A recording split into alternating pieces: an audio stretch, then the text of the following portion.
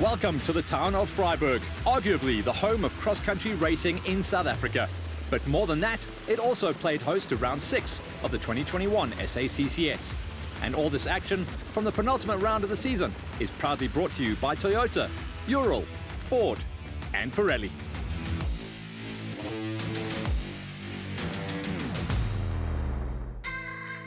Most cross-country enthusiasts recognise the area around the northwest town of Freiburg as the birthplace of the sport in South Africa. And on the weekend of the 29th and 30th of October, the town played host to round 6 of the 2021 South African cross-country series. One would have been forgiven for expecting fewer competitors, considering that the season was winding down. But this was far from the truth, as around 40 crews took the starters' orders from a jam-packed DSP at the Freiburg Motor Club. But before we get tucked into the action from Freiburg, let's take a quick look at the standings to date. Remember, we've had 5 rounds in the season so far, and with only 2 rounds to go, there was a lot on the line for many of the competitors. One man who could take his foot off the proverbial throttle, however, was Lance Trathui. The big man had wrapped up the Class A title with 2 rounds to spare. Tim Howes was in second place, and Clint Gibson completed the provisional championship podium. The Class P championship now featured 4 drivers, with Keith McInerney the latest to join the fray. Daniel Retief, however, still topped the standings. In Class G, the Lanis had built up a handy lead over Dean Bradbury in second, with Kent Rutherford a further 3 points back. Theoretically, a strong result in Freiburg would seal the deal for the Lanis. Over in the production category, the Class T battle saw local lad Malcolm Koch topping the charts, with Ford NWM teammate Force Prinsloo 27 behind. Christo Rose was having a fantastic season and found himself in 3rd place, while exactly the opposite was true for the defending champions. Johan Horn had slipped to 4th in the standings, and nothing short of a miracle could resurrect their season. Finally, the big boys up front in the Class FIA Monsters had Toyota Gazoo SA Racing's Henk Latergan holding a slender lead of only 2 points over Ford's Lance Woolridge. Brian Baragwanath was in 3rd and still within striking distance, whilst Toyota driver Chris Visser found himself in 4th place. Gareth Woolridge in the 2nd Class FIA Ford rounded out the top 5. So those were the numbers after 5 rounds. Over in Freiburg, the crews were preparing to do battle once again, and we managed to catch up with some of the key players. Toyota Gazoo Racing SA's Henk Latergan is the defending Class FIA and overall champion. But with just 2 points separating him from his nearest rival, a clean run in Freiburg was imperative. I'm really happy with how the season has gone so far. I mean, we missed the first race, and if you asked me at the beginning of the year with 2 rounds to go, will we be leading the championship, I would have said, I'm not so sure, I don't think so. So it's been going really well this season, and hopefully we can have another clean race this weekend. At the same time, Castrol Ford driver Lance Woolridge found himself within sniffing distance of the title, and he knew exactly what he had to do at round 6. Yeah, it's quite intense. I'm very happy about it. It's been a long time since the championship's been like that for the overalls. So it's a nice position for us all to be in. And yeah, it's up to drivers and who holds the pressure now. So let's see how the 2 rounds go. In Class T, Malcolm Koch had stolen a march on the title, but his nearest rival also happened to be his teammate, Force Prinsloo. We caught up with the 2 of them just before the race, each of them sharing some fighting words for their teammates. It's going to be tough. I think it's very technical. It's a bit of everything. So you must stay in the road in Freiburg. It's not just sand and camel thorn trees. So yeah, it's going to be interesting. Well, let's see what happens. You know, it's his home ground, but we had to hunt him down today, so maybe we'll catch him, maybe we won't. Whilst the title may have slipped out of their reach, defending Class T champions Johan and Werner Horn had no intention of sitting idly by on the sidelines. The Malalan Toyota crew had only one thing on their mind in Freiburg, and that was victory. Our season started well for the first 2 events, and in the last 2 events we just had a lot of trouble. So yeah, well that's racing. It happens. Lance Trathui had won 5 out of 5 races so far, and besides wrapping up the championship on the previous round, the big dog was aiming for a full house. Yeah, I think we're going to do our best like we do every time we come and race. It's had this was some nice rain here, and I think it's going to be a nice race. We were here, I think 3 or 4 years ago. It was a good race then, and I'm sure it's going to be a good again.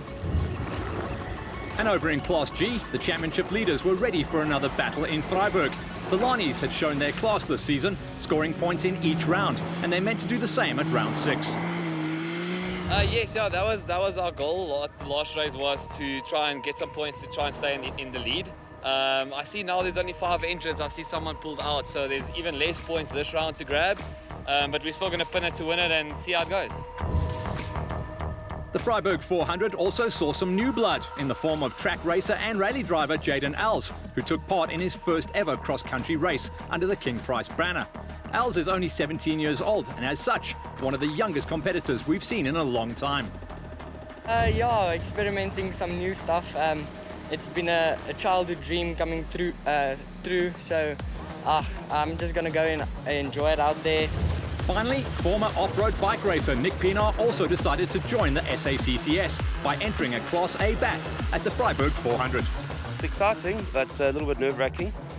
Come from a biking background, so the nationals I'm not familiar with. With the stage set, it was almost go time in Freiburg. Recent changes in the country's COVID regulations allowed a limited number of vaccinated spectators back to the series for the first time. And as always, the SACCS and its partners were able to donate shoes to the local learners from the Lona Primary School. Just our way of giving back to the communities that host our races throughout the season. The atmosphere was once again feeling pretty festive. To give back to the community. For the Freiburg 400, the organisers selected a section of 40 kilometres for the Pirelli qualifying race. This was used on the Friday afternoon to determine the starting positions for Saturday's main event. And speaking of the main event, that comprised 2 racing loops of 180 kilometres each, bringing the total mileage to the 400-kilometre marker for the weekend. The terrain around Freiburg is unforgiving, and to make things worse, a storm blew in just as qualifying was about to start. The Freiburg 400 was never going to be easy, and the qualifying race quickly proved this. Several crews found the going tough, while the battle for supremacy was heated at the head of the field.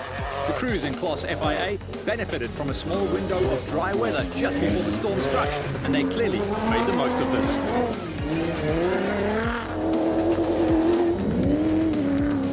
Ernst Roberts and Henry Kerner had their maiden outing in their new Century CR6 at the previous round.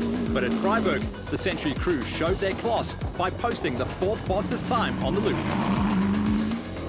They had Jason Vetter and Jacco van Aert just behind them in the 4x4 Mega World Toyota Hilux, whilst up ahead, defending champs Henk Laderkan and Brett Cummings went 3rd fastest in their TGRSA Toyota Hilux. Can go really wrong, but this time I think we got it all right. We 4th on the road, so there's some guys to go and look for the route in front of us, and we're not too far behind. Running first on the road is never easy, and Freiburg would be no different. So maybe there was a bit of cat and mouse game at the sharp end of the field, as the top 3 dared each other to be the first to blink. For Lance Woolridge and Alvin Vonk, everything fell into place when they went 2nd fastest. Fast, but not too fast. Henk's right behind us, I think only 9 seconds, so it's going to be difficult to gauge a pace with him coming from behind.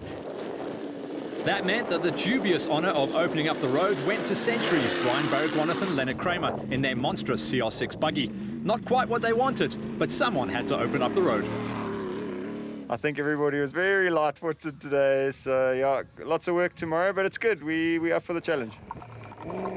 The Class T battle saw young Jaden Als and Armand de Toy complete the qualifier, albeit at a safe rather than stunning pace. Up ahead of them, the armada of NWM Ford Rangers slotted in one behind the other. Counting up from 5th on the grid, it was Rabaluza and Maiwa, with Christo Rose and Arno Olivier in 4th. 3rd place belonged to 4x4 Mega World's Dylan Fencer and Vince van Elleman, the Toyota in a veritable Ford sandwich. Only 2 steps remained on the qualifying podium, and for the cars in Class T, faster isn't always better, as they won't have to open up the road. But while they may be leading the championship, Malcolm and Franz Koch could do no better than 2nd place on the grid after a tough qualifier. This left only 1 step on the podium, and in Freiburg, it was the Moleland Toyota lads who came through for victory. They put 36 seconds between themselves and the Kochs, giving the Horn brothers the hope that their Gifpeil, as the car is also known, might go the distance in Freiburg. Had a good run. Werner was excellent with the navigation. We didn't make any mistakes, so yeah, we're happy with the time. Over in the special category, the weather started to play a significant role. Even so, Sandra Jonk and husband Jaco were hoping for a better outing in their new Bat Viper after a disappointing end to their race at round 5. They went third fastest on the Pirelli qualifier, setting them up for a good main event. To be honest with you, I was so looking forward to having a nice and dry run in the Tuscany Bat Viper, but unfortunately today it wasn't our luck. But I still enjoyed the route very much. Ahead of them were Vryburg and Jay Pretorius in their King Price Extreme Porter. The pair had shown good pace in the past, and a second-place qualifier might just give them a shot at the overall victory this time. But predictably, it was the newly minted champions Lance Trathuri and Adrian Rutz who seized the opportunity to notch up yet another pole position. We didn't have the greatest of times. I wasn't too happy until about kilometre 30, 33, and then I got into the groove. So you just got to wait for it to come, and it came to us, and then we got on the gas. In 2021, the side-by-side championship has been a firecracker, with the Lanis pulling ahead in the last few rounds. But in Freiburg, qualifying honours went to young Kent Rutherford and Cabello Mokinyani. The pair setting a respectable time of 33 minutes and 37 seconds over the 40-kilometre route despite taking the brunt of the storm. Oh, it was a clean route for us. I mean, I was a bit worried on the start line. I started bucketing down with rain, but it ended up not being too bad. Werner Mostert and stand-in navigator son Ian Mostert went second fastest, with Werner showing some of the pace that saw him crowned as champion in 2019. The final qualifying podium spot, though, went to Jeff Minott and Gerrit Snyman. The winners of the previous round finished just 3 seconds shy of the crew ahead of them, setting us up for another cracking race in Freiburg. Here's confirmation of the results from the Pirelli qualifier. In Class FIA, Brian Baragwanath and Leonard Kramer went fastest, with Lance Woolridge 28 seconds behind them and Henk Ladergan and Brett Cummings another 11 seconds further back. The Horn brothers were clearly on a path to redemption as they posted the fastest Class T time in the qualifier. They showed a clean pair of heels to Malcolm and Frans Kok, who went second fastest, with Dylan Venter and Vince van Alleman completing the top 3. In the specials, Lance Trathuri and Adrian Rutz continued to dominate by winning the qualifying race yet again. They had Vryburg and Jay Pretorius 41 seconds behind them in second, whilst the husband and wife pairing of Sandra and Jaco Jonk posted the third fastest time. Qualifying honours in Class G went to Kent Rutherford and Cabello Mokinyani, with Werner and Ian Mostert in second and Jeff Minott and Gerrit Snyman in third. A solid performance by young Rutherford, clearly showing some potential in the sport.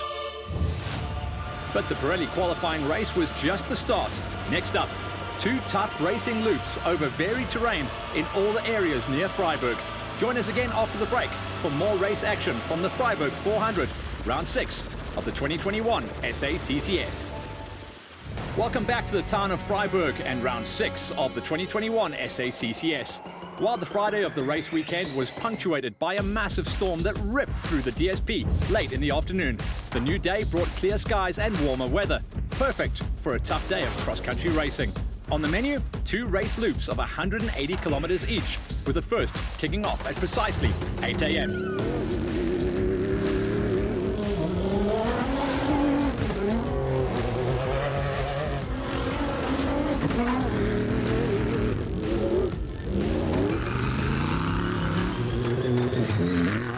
When the flag dropped, the first car to brave the challenges of the Freiburg 400 route was the Century CR6 buggy of Baragwanath and Kramer. The pair faced the daunting task of opening up the route and knew from the get-go that this would count against them. Next into battle was the Castrol Ford Ranger of Lance Woolridge and Alvin Vonk. They had 1 pair of tracks to follow on the route, but still faced a stern challenge from second on the road. They were followed 2 minutes later by defending champions Henk Ladergan and Brett Cummings in their TGRSA Toyota Hilux. Ernst Roberts and Henry Kerner were next into the fray in their Century Racing CR6 buggy, with Jason Venter and Jaco van Aert the next to take the starter's orders. With the race well and truly underway, all eyes turned to the timing sheets that came through as the day progressed. It was quickly clear that Baragwanath's road position was counting against him, and he lost the virtual lead of the race to Ladergan before the first split timing point of the loop. Good puncture, yeah, towards the end, just on a straight road. Something, rock that got flicked up from the front, hit the rear. By the time the dust settled over the first race loop, the Class FIA landscape had changed somewhat. Baragwanath was now fourth, holding a slender lead of 6 seconds over Visser and Fenter, who had clearly put the hammer down after a disappointing puncture in their qualifier. But the top three after loop number 1 had 2 Ford Racing Rangers and 1 Toyota Hilux trading blows. Gareth Woolridge and Boyd Dreyer were the third fastest of the trio, but they were only 3 seconds behind the car in front. Second place after loop 1 belonged to the other Woolridge, partnered with Alvin Vonk. Lance had gone even faster than his brother, despite being second on the road. As a result, he trailed the leader by 1 minute and 52 seconds. We said last night we think it's going to be quite fast after the prologue. So yeah, that's about a 90k average. It's good. This meant that the crew at the top was that of Lottachan and Cummings. The TGRSA Toyota Hilux pairing besting the competition and making the most of their position on the road. Yet another power performance by the defending champions. But there was still another loop to come, and we'll pick up on the Class FIA action again shortly. First, let's take a look at how the race played out in the other classes and categories. The tough Freiburg route wreaked havoc with the crews competing in Class G of the SACCS. Both Rutherford and Mostert scored a DNF, which meant that all the remaining crews had to do in order to attain a podium position was to finish the race. Third place in Class G went to Minnet and Snyman, who won the previous battle at Boerdeval. They were classified behind the Greyhound racing crew of Besadenhout and Hutting, who in turn trailed the winners by the best part of 25 minutes. This meant that the spoils in Class G went to Cecil and Eladis Lani. Despite 2 flat tyres in the opening lap, they revelled in the conditions to wrap up the Class G championship in the process, leaving 1 round to spare. The pair were predictably overjoyed to chalk up their first championship. But yeah, our competitors were great. Support every moment of the way. All of our crew also, obviously Fox is behind us all the time. The Class A Championship has been a fairly one-sided affair this year, with Trethuri and Roots dominating throughout the season. The newly crowned champions picked up where they left off after winning the Pirelli qualifier for the Freiburg 400. They stormed into Loop 1 and quickly showed their intent by going fastest on the opening loop. But then Lady Luck intervened, and their car developed a fuel pressure problem. They were forced to stop, relinquishing their lead as a result, but still recorded a second-place finish. This opened the door for another crew to step up and claim the top step of the podium. And fittingly, it was Trethuri's King Price Extreme teammates, Bulla Buertis and Jay Pretorius, who did exactly that. The pair made the most of the opportunity and were extremely happy to chalk up a win in 2021. Had some mechanical problems, but sorted it out, and it was lekker. Biker turned cross-country car racer Nick Pienaar and Carl Swanepoel claimed they nearly drowned during the qualifying race, but the pair certainly learned to swim during the main event. They achieved exactly what they set out to do during their first national, and that was to claim the third step on the podium. Back to the production category and Class T of the SACCS. With 3 NWM Ford Rangers topping the championship standings, the question to be answered over the final 2 rounds really is, which Ford crew will be crowned champion? Malcolm and Frans Koch were the leaders going into round 6, but Horst Prinsloo and Andre Vermeulen were still within striking distance. Christo Rose and Arno Olivier lagged a bit further behind, but were still a force to be reckoned with. As it turned out, the final factor to bring into the reckoning was the tough Freiburg terrain, which resulted in Prinsloo and Vermeulen suffering, as they put it, all of the punches. 2 punches in loop number 1, a setup change midway through loop number 2, plus 2 more punches towards the end of the race put them down in 5th place. Ahead of them, teammates Rabaluza and Mayua recorded a good result by placing 4th, despite facing their own challenges. In the end, they beat Prinsloo and Vermeulen by 5 minutes and 10 seconds. This left only the podium positions, and 3rd place in Freiburg went to the Freiburgers, Rose and Olivier, also in a Ford Ranger. The pair had shown good pace earlier this year, and they were rewarded with a podium at the Freiburg 400, their second podium in as many races. For Malcolm Koch, a win in Freiburg would have put him out of reach for his competition, but this time, Lady Luck smiled on someone else. The father and son pairing suffered a flat on loop number 1, and another in the early part of loop 2. He also pointed out that this was probably the toughest route he could remember entering in his hometown of Freiburg. Not that seemed to hold back the Horn brothers, though.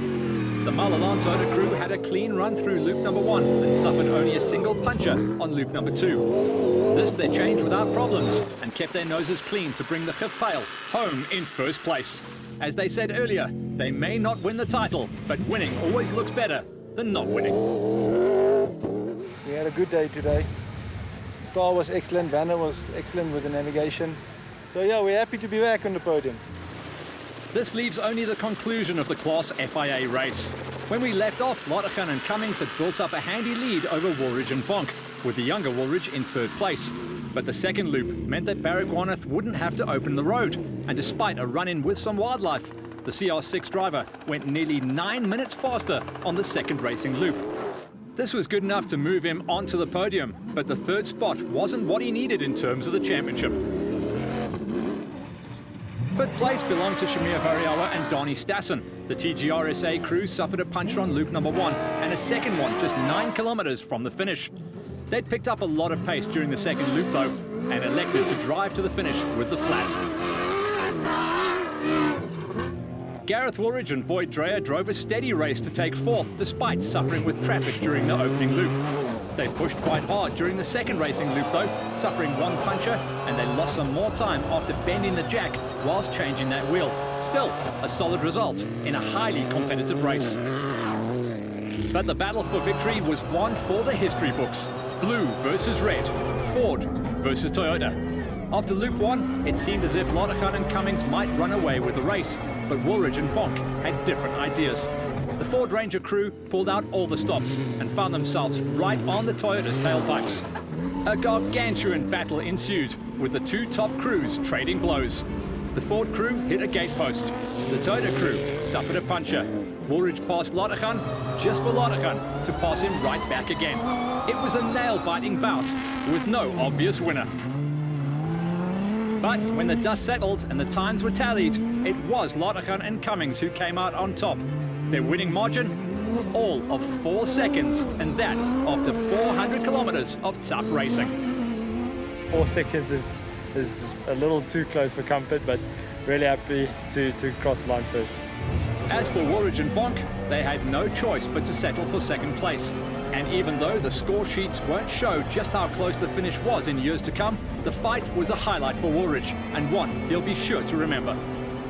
Had a really nice race between myself and Henk. You know, we both kept it clean and gave each other space and moved over for each other. So I mean, I really had fun. Probably the most enjoyable race I've had so far in my career. Oh, and one more thing.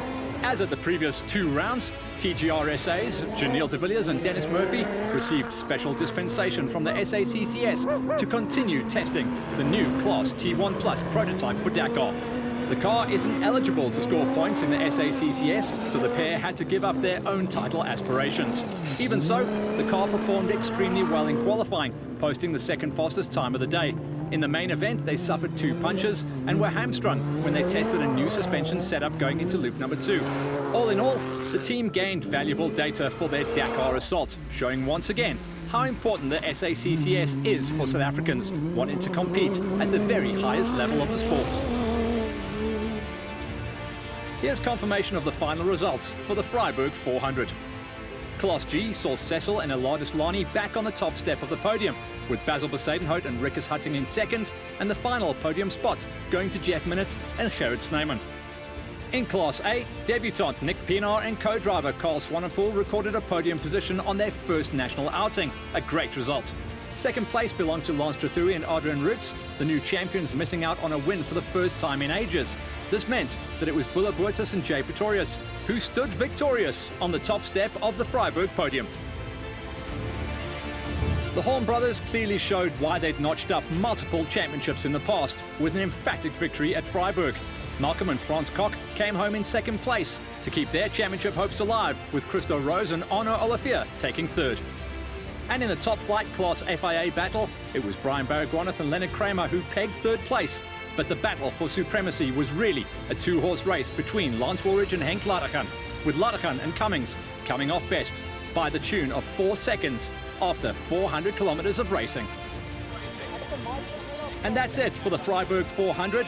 Next up is round number 7, the final in Parijs, the Parijs 400, which will follow a sprint format with qualifying and the main race both taking place on November the 20th in the sleepy Free State town of Parijs. We'll see you there.